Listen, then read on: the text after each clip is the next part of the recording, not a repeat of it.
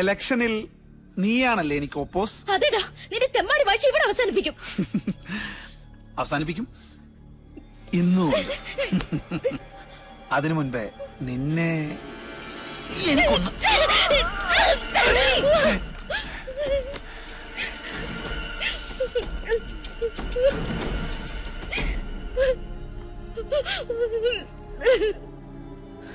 അവന് വേണ്ടി ഞാൻ മാപ്പ് ചോദിക്കാം.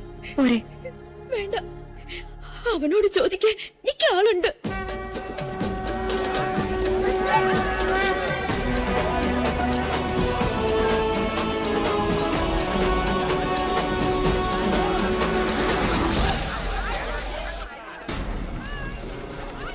ഏത് അമ്പലക്കാളയാണ് അവിടെ മേഞ്ഞ് പുളയ്ക്കുന്നത്? സൂര്യോ കീരിയോ? സൂര്യൻ മുകളിലുണ്ട്.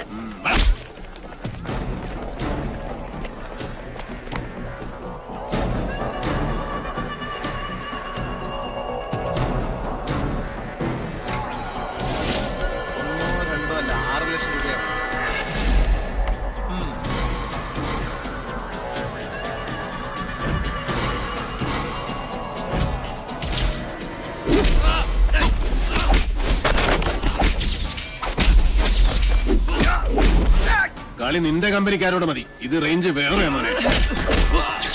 എന്താ തുടങ്ങി കുഞ്ഞിനോട്ടെ?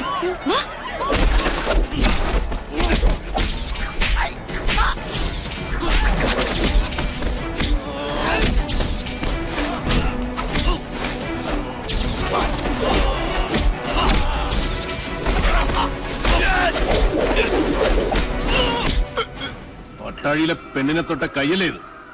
അന്നം തിന്നാനാലും ശരി, ആസനം കഴുകാനാലും ശരി, ഇനി ഇത് നിനക്ക് ഉപകരിക്കണം. ഇപ്പൊ നീ പൊയ്ക്കോ. മേലാൽ കോളേജിൽ എന്നല്ല ഈ ഭൂമി ലോകത്ത് ഏതെങ്കിലും പെണ്ണ് നീ തൊട്ടു എന്നറിഞ്ഞാൽ അന്ന് നിന്റെ വഴിയോടെ ഞാൻ പട്ടിക്കിട്ട് കൊടുക്കും. മനസ്സിലാടാ?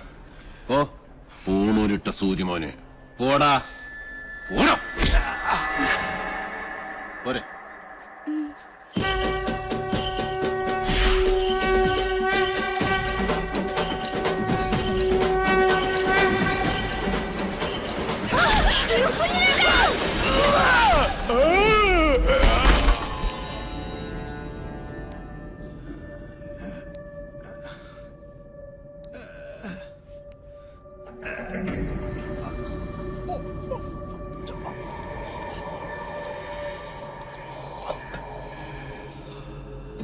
ശുഭമസ്തു. തൃക്കാരമണ്ണ ദുർഗയുടെ മുന്നിൽ ഏട്ടൻ നിനക്ക് വേണ്ടി നടത്തിയ രക്തഗുരുസിയുടെ പ്രസാദ. ആരാ കർമ്മം ചെയ്യുന്നറിയോ? സാക്ഷാൽ പട്ടാഴി മാധവൻ നമ്പൂതിരി. അവന്റെ അനിയന്റെ ജീവന ഞാൻ ദേവിയോട് ചോദിച്ചതെന്ന് പാവം പുറപ്പെടാ ശാന്തി ഇതുവരെ അറിഞ്ഞിട്ടില്ല. പ്രസാദം തരുമ്പോൾ 2 കൈയും വെച്ച് അനുഗ്രഹിച്ചു. ഇച്ഛ പോലെ എല്ലാം നടക്കട്ടെ എന്ന്. മാധവന്റെ നാക്ക് പൊന്നാവട്ടെ. ഏട്ടൻ സാത്വികനാച്ച, അനിയൻ നാസ്തികനാ. ഗിരി, ഒരിക്കൽ കൂടി ആ കുഞ്ഞുണ്ണിയെ ഈ ചെമ്പ്രയിലെത്തിക്കണം. നടക്കുവോ? അത്താണിക്കും മയിൽക്കുറ്റിക്കും മാത്രമല്ല, ഭൂമിദേവിക്ക് വരെ വില പറയുന്ന അവന്റെ ആർത്തി അത് അവസാനിക്കാത്തടത്തോളം നെല്ലൂർ മന കാണിച്ചു വിളിച്ചാൽ പട്ടിയെ പോലെ വരും. നിന്നെ അവനിപ്പോഴും സംശയമൊന്നും ഇല്ലാലോ? എന്നെയോ? ബെസ്റ്റ് ആക്ടറല്ലേ എടുത്തി? ഒന്നല്ല 3 തവണയാ യൂത്ത് ഫെസ്റ്റിവൽ പ്രൈസ് മേടിച്ചത്. മറന്നുപോയോ? ഈ മണിയൻകോട്ട് ഗിരിയല്ല, ആ എടപ്പാൾ ഗിരീശൻ. രണ്ടും രണ്ടാ. സംഭവങ്ങൾ നടക്കുമ്പോൾ ഗിരീഷൻ ബാംഗ്ലൂരിലായിരുന്നല്ലോ. അതുകൊണ്ട് പട്ടാഴിക്കാർക്ക് എന്റെ മുഖം പരിചയമില്ല. കൊല്ലാൻ നിങ്ങൾ ഒരുങ്ങിക്കോ. ഒരു വേട്ടനായെ പോലെ ഇരയെ ഓടിച്ചുകൊണ്ടിരുന്ന കാര്യം ഞാൻ ഇട്ടു. അച്ഛാ, അനുഗ്രഹിക്കണം. ശുഭമസ്തു.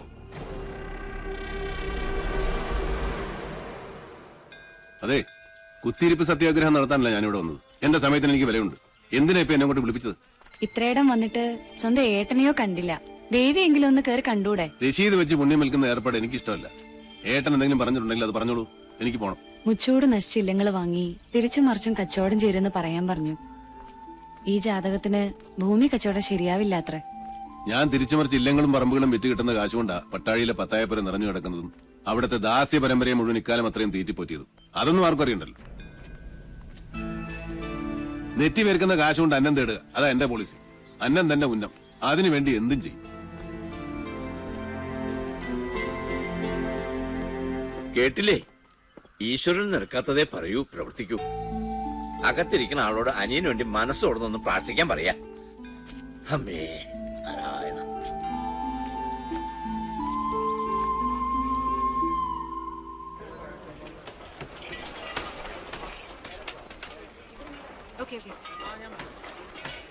സർ, കൊച്ചിയിൽ നിന്ന് കാസിനോ ജോയ് മനയുടെ കാര്യം എന്തായെന്ന് വിളിച്ചു ചോദിച്ചു. ഏത് മന? നെല്ലൂർ മന. നമസ്കാരം സാറേ, ഇത് ഞാനാ ഉണ്ണി സാറ്. എന്നോട് ക്ഷമിക്കണം, നിങ്ങൾ പറഞ്ഞ സമയത്ത് എനിക്ക് അവിടെ എത്തിപ്പെടാൻ പറ്റിയില്ല. കഴിഞ്ഞ ആഴ്ച മുഴുവൻ അട്ടപ്പാടിയിലായിരുന്നേ. ഒരു ഇഞ്ചിത്തോട്ടത്തിന്റെ കച്ചവടം ഉണ്ടായിരുന്നു. എന്റെ ആക്രാന്തം കൊണ്ടാവും കാര്യം അങ്ങോട്ട് നടന്നില്ല. അഖിലാണ്ട കോടി ബ്രഹ്മാണ്ട നായകനാണ് സത്യം. ഇങ്ങളാ മന വാങ്ങിച്ചില്ലെങ്കിൽ എന്റെ കുടുംബം കഷ്ടത്തിലാവൂട്ടോ. നീ ആരാ? ആര്? തൃപ്രയർപ്പനോ? അയ്യോ, എടപ്പാൾ ഗിരീശൻ, മൂന്നാമൻ ദല്ലാൾ. നീയൊക്കെ ആരാന്ന് നിന്റെയൊക്കെ വിചാരം? അയ്യോ, ഞാനൊരു പാവം. നെല്ലൂർ മനയിലെ ഏത് കാരണവരോടാണ് നിങ്ങൾ അത് വിൽക്കാൻ സമ്മതം വാങ്ങിച്ചത്?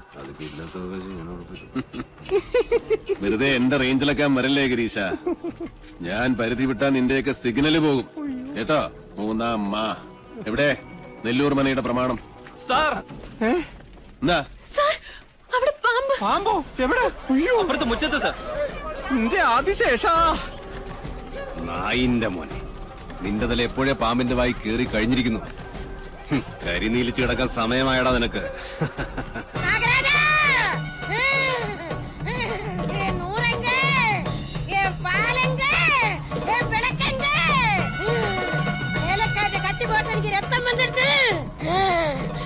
என்ன இன்னும் வேலை நிறுத்தி இங்க குடியிருக்க இல்லானா நான் இங்க பூரா சபிச்சு முடிச்சிடுவேன். நாகராஜா, ഒന്ന് മാറി. നാഗരാജാ, മാറി മാറി.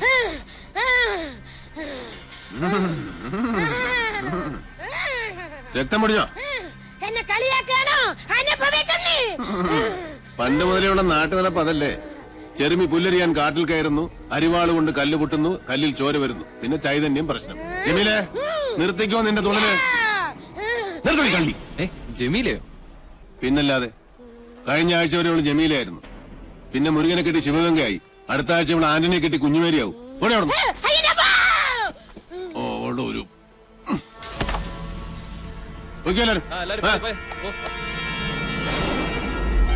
മാറുക, അങ്ങോട്ടൊന്ന് മാറുക. സമ്മതിച്ചിരിക്കണോ സാറേ, സമ്മതിച്ചിരിക്കണോ. EMS-നും വീട്ടിക്കും ശേഷം നമ്പൂരി സമുദായത്തിൽ പറഞ്ഞ തീപ്പൊരിയാ നിങ്ങള്. സാറേ, കണ്ട കീഴ്ജാതിക്കാര് കയ്യേറണതിന് മുമ്പ് ആ മന പട്ടാഴി മനയോട് ചേരണമെന്നാ ദേവപ്രമാണം. അത് നടന്നേ പറ്റൂട്ടോ. രേഖകൾ പ്രകാരം എവിടെയോ ഒരു അവകാശി ജീവിച്ചിട്ടുണ്ടെന്നാ. അയാളെ ഞാൻ കണ്ടുപിടിച്ച് ഉണ്ണിക്കൊണ്ടും തരും. ഉറപ്പാ? ഉറപ്പ്.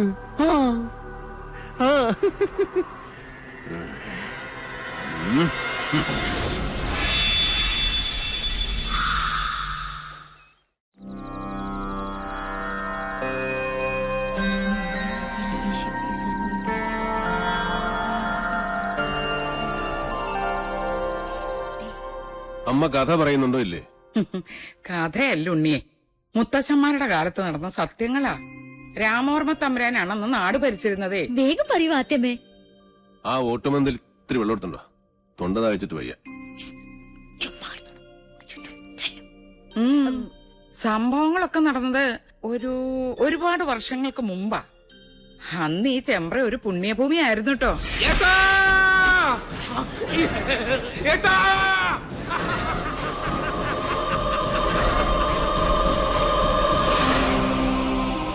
വേദവും മന്ത്രവും ഉരുക്കഴിക്കുന്ന പവിത്രഭൂമിയെ രണ്ടായി ഭാഗിച്ചൊഴുകുന്ന ചെമ്പ്രപ്പുഴ.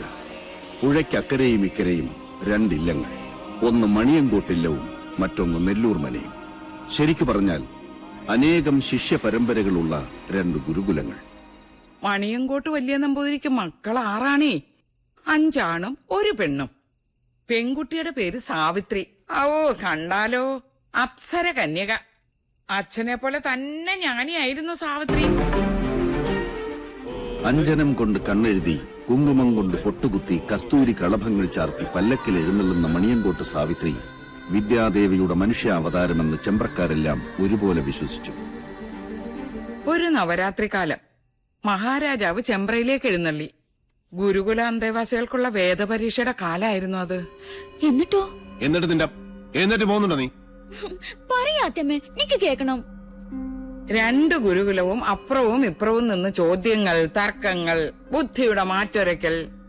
മണിയങ്കോട്ട് ഗുരുകുല ഒരടി മുന്നിൽ. ആരാ അവിടുത്തെ നായിക? സാവിത്രി. തവമാതാ പതിവ്രത. നിന്റെ അമ്മ പതിവ്രതയാണോ? അല്ല. സാവിത്രി, മാതാവിനെയാണ് നീ അപമാനിച്ചത്. ഞാൻ പറഞ്ഞതാണ് സത്യം. ഏതൊരു ബ്രാഹ്മണ സ്ത്രീയും വേലി കഴിഞ്ഞാൽ 4-ാം ദിവസമാണ് തന്റെ പുരുഷനെ പ്രാപിക്കുന്നത്, അല്ലേ? അതെ, അതിനെന്താ? ആദ്യ ദിവസം അവളെ ചന്ദ്രന് സമർപ്പിക്കുന്നതായി സങ്കല്പിക്കുന്നു. 2-ാം ദിവസം ഗന്ധർവന്, 3-ാം ദിവസം പ്രജാപതിയായ അഗ്നിക്ക്. അത് കഴിഞ്ഞ് 4-ാം ദിവസം മാത്രമേ താലി കെട്ടിയ മനുഷ്യന് അവളെ സ്പർശിക്കാൻ പോലും നിങ്ങൾ അനുവദിക്കൂ. അന്നല്ലേ സേകമുഹൂർത്തം. അതുകൊണ്ട് ഞാൻ പറയുന്നു, ഒരു ബ്രാഹ്മണ ഭാര്യയും പതിവ്രതയല്ല. ജ്ഞാനിയാണ് നീ. മണിയങ്കോടിന്റെ മാനം നീ കാത്തു. ഇവിടെ കൊണ്ട് മതിയാക്കാൻ നെല്ലൂരെ. വരട്ടെ, ഒരു ചോദ്യം കൂടി ബാക്കിയുണ്ട്. സാവിത്രിയെ പരാജയപ്പെടുത്തിയാൽ മണിയങ്കോട്ട് ഗുരുകുലം വീഴുന്ന് നെല്ലൂർ കാർന്നോര് നിരീക്ഷിച്ചു. പേരക്കുട്ടിയുടെ പ്രായമുള്ള ആ ജ്ഞാനദേവതയോട് കാർന്നോര് ചോദിക്കാൻ പാടില്ലാത്ത ഒരു ചോദ്യം അങ്ങോട്ട് ചോദിച്ചേ. പഞ്ചേന്ദ്രിയങ്ങളെ ത്രസിപ്പിക്കുന്ന രസങ്ങളിൽ ഏറ്റവും വലിയ രസം ഏത്? മണിയൻകുട്ടി സാവിത്രി എന്തുത്തര പറഞ്ഞില്ലേ? ഉത്തരം കാർന്നോരുടെ മുമ്പിൽ ഓലയിൽ എഴുതി കാണിച്ചു സാവിത്രി. അതേമേ, സാവിത്രി എന്താ എഴുതിയത്?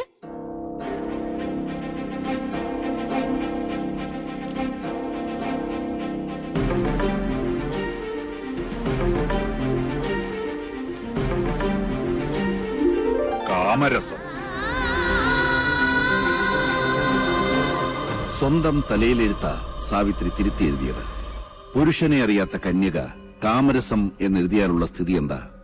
കന്യകയായി നിനക്കെങ്ങനെ അതറിയാൻ കഴിഞ്ഞു എന്നായി നെല്ലൂർ കാരണവർ. എല്ലാറ്റിനും സാക്ഷിയായ നാടുവാഴി സാവിത്രിക്ക് ജാതിഭ്രഷ്ട് കൽപ്പിച്ചു. ഒടുക്കം സ്വന്തം അച്ഛന് മകളെ പടിയടച്ച് പിണ്ടം വയ്ക്കേണ്ടി വന്നു. വ്യസനം സഹിക്കവയ്യാതെ സാവിത്രിയുടെ അമ്മ പുഴയിൽ ചാടി മരിച്ചു. നാട് മുഴുവൻ ഒരഭയത്തിനായി അലഞ്ഞു നടന്നു സാവിത്രി. ഒരു ദിവസം നെല്ലൂർ മനയുടെ പടിപ്പുര തുറന്ന് സാവിത്രി വന്നു.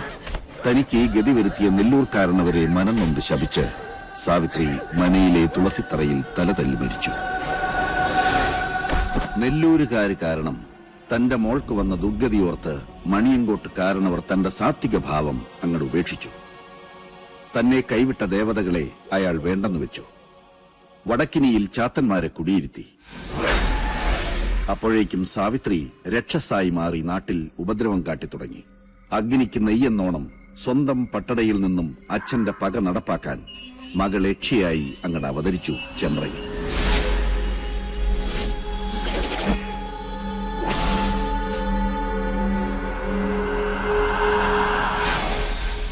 സാവിത്രിയുടെ രക്തം വീണ തന്റെ മനയിൽ അനർത്ഥങ്ങൾ പ്രതീക്ഷിച്ച നെല്ലൂർ കാരണവർ ഉളിയന്നൂർ തച്ചനെ വരുത്തി പുതിയ ഒരു എട്ടുകെട്ട് പണിയിച്ചു. പാലുകാച്ചലും സദ്യയും. ചെമ്പ്രയിൽ ഒരു ഉത്സവത്തിന്റെ ആഘോഷമായിരുന്നു അന്ന്. പക്ഷെ ആ രാത്രി പകവീട്ടലിന്റെ രാത്രി കൂടിയായിരുന്നു. സന്ധ്യാജപത്തിനു വേണ്ടി കുളിക്കാനിറങ്ങിയ നെല്ലൂർ കാരണവരെ നേറിയക്ഷിയായി വന്ന സാവിത്രി അകപ്പകയോടെ കഴുത്തിൽ കോമ്പല് താഴ്ത്തി. പിറ്റേന്ന് ചെമ്പ്രപ്പുഴയിലാണ് കാരണവരുടെ ശവം പൊന്തിയത്. നെല്ലൂർ മനയിൽ അവശേഷിച്ചിരുന്നവരെല്ലാം ജീവനും കൊണ്ട് ചെമ്പ്ര വിട്ട് ഓടിപ്പോയി.